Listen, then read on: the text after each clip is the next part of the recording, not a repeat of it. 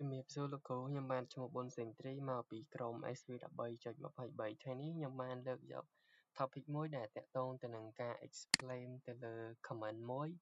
ដែលយើងប្រើប្រាស់ទៅលើទាក់ទងទៅនឹងវាមានដូចជា operator ផ្សេងៗដែលមានដូចជា and or ឬមួយក៏អាចថាគឺជា sign ផ្សេងៗមានជាគ្នាឬមួយក៏សញ្ញាដុល្លារផ្សេងៗហ្នឹងឯងអញ្ចឹងយើងទៅមើលទាំងអស់គ្នាអញ្ចឹង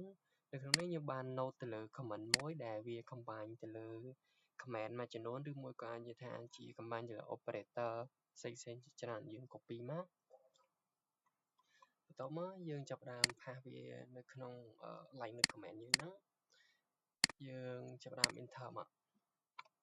enter ហ្នឹងយើងត្រូវដឹងទៀតយើងត្រូវដឹងពី process នៃការ comment នីមួយៗទីមួយនោះគឺអានេះ echo យើងធ្លាប់ដឹងស្រាប់ហើយវាធម្មតាទេប៉ុន្តែ e នេះគឺជាអាចនិយាយបានថាគឺជា argument មួយឬក៏ដើម្បីធ្វើការ detect ទាក់ទងទៅនឹងការបោះជា expression មានថាជា expression ដែលមានដូចជា /n/ អីផ្សេងៗហ្នឹងឯងបន្ទាប់មកនៅក្នុង comment ហ្នឹងយើង run ដោយខណ្ឌជាប់ទៅលើអីខណ្ឌជាប់ទៅលើ semicolon វាដើម្បីធ្វើការ run comment 2ឬក៏ច្រើនចូលគ្នាតែម្ដង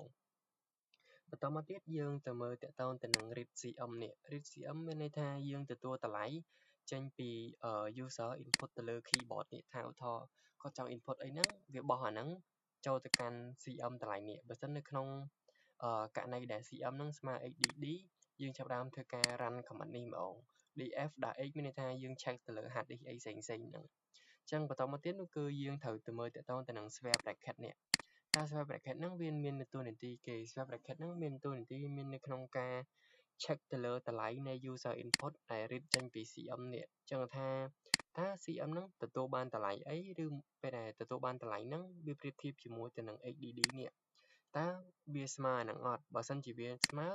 and operator យើងនេះចាប់ផ្ដើម detect មកថាបើសិននៅក្នុងអានេះពិតវាប្រកាសណាត្រូវធ្វើអានេះមួយទៀតបើសិនតែ user input ផ្សេងពី xdd នេះយើងចាប់ផ្ដើមទៅ check មកតង់ទៀតថាបើសិននៅក្នុងករណីនេះដែលគេដាក់ពិតវាចាប់ផ្ដើមទៅមើល scan ទៅលើនេះបើសិនជាវាស្មើ RAM យើងចាប់ផ្ដើម run ទៅលើអី run ទៅលើ free x នេះបន្តមកទៀតបើសិនវាមិនពិតទៀតយើងចាប់ផ្ដើម run ទៅលើនេះម្ដងយើងប្រើជា IP hostname i បើសិននៅក្នុងករណីផ្សេងៗដែលអត់ពិតនោះវាចាប់ផ្ដើមទៅលើអីអានេះវាចាប់ផ្ដើមធ្វើមួយទៀតនេះវា echo មួយមក echo ថា comment not found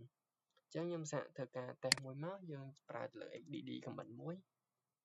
ប្រកាសថាវាត្រូវតែ execute ទៅលើអី execute ទៅលើ comment មួយនេះព្រោះអី read ដែលយើងបោះតម្លៃឲ្យមកនោះគឺ xdd នេះអញ្ចឹងមានន័យថា cm យើងត្រូវបានទទួលតម្លៃនេះហើយ comment នេះត្រូវបាន execute អាផ្សេងវាត្រូវបានឈប់ execute វិញអញ្ចឹងខ្ញុំអាចសាកធ្វើ comment អី xdd ផ្សេងមកប្រកាសថាវាចេញ comment not found នេះកន្លែងនេះ comment not found comment xdd not found អញ្ចឹងទៅព្រោះអីវាត្រូវបានថាអាផ្សេងនេះវាអត់ប៉ិតអញ្ចឹងទៅវាមកធ្វើកន្លែងនេះវាត្រូវបាន run cái execution ហ្នឹងឧទាហរណ៍ខ្ញុំដាក់ IP ប្រកាសថាវាត្រូវចេញទៅទៅនឹង usage នៃ IP អីផ្សេងហ្នឹងឧទាហរណ៍ខ្ញុំអាចប្រើប្រាស់ទៅលើ RAM ម្ដង sorry ខ្ញុំអាចដាក់នេះមកយើងប្រើប្រាស់ទៅលើ RAM នេះយើងចេញ detect ចេញជា RAM បើសិនជាយើងប្រើប្រាស់ទៅលើ command អីផ្សេងថយដាក់ x bla bla bla អញ្ចឹងប្រកាសថាវាត្រូវចេញ command not found អាហ្នឹងនៅក្នុងការ view ខ្ញុំមានតែប៉ុណ្្នឹងដែរវាអត់មានអីច្រើនទេ